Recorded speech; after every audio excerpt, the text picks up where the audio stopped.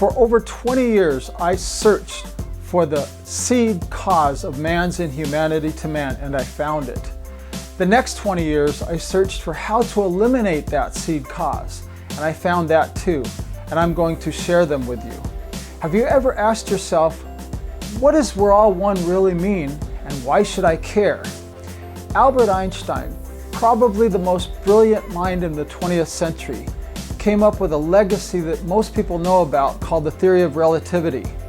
What most people don't know is he also left us a more important legacy regarding oneness. Einstein said, "A human being is a part of the whole called by us universe, a part limited in time and space. He experiences himself, his thoughts and feelings as something separated from the rest, a kind of optical delusion of his consciousness. That is the illusion of separation. That is the seed cause of all human suffering. This delusion is a kind of prison for us, restricting us to our personal desires and to affection for a few persons nearest to us. Our task must be to free ourselves from this prison by widening our circle of compassion to embrace all living creatures and the whole of nature in its beauty." Notice that Einstein said that we must free ourselves from this prison, not we might or could or maybe. He used the word must, which is very definite. Another quote is from a fabulous author, Neale Donald Walsch, who wrote the series Conversations with God. "We can no longer sustain life on this planet with our minds filled with half-truths. We now need the truth, the whole truth, and nothing but the truth, so help me God. The truth is that there is no separation of any kind between us and God. The truth is that there is no separation of any kind between anything and anything. The truth is that separation does not exist.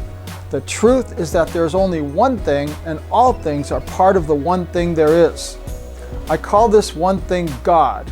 It doesn't matter what we call it, it is still the same thing, and that is the one thing." The next quote is from the author Wayne Dyer, who was a famous self-help guru that many of you probably heard of or read. "If we imagine that we're free of all labels, all separation, and all judgments about this world and the life inhabiting it, we can begin to understand oneness." And the next quote comes from none other than Buddha himself. "He who experiences the unity of life sees his own self in all beings and all beings in his own self." Next we have Gandhi, who needs no introduction. "I believe in absolute oneness of God and therefore also of humanity." Enough with the quotes. The most important thing is, how is oneness perception going to help you in your life? It will help you with your relationships, both work and personal. How to be empowered in every way in your life. How not to be a victim of circumstances or other people's behavior. How to be more effective at making money.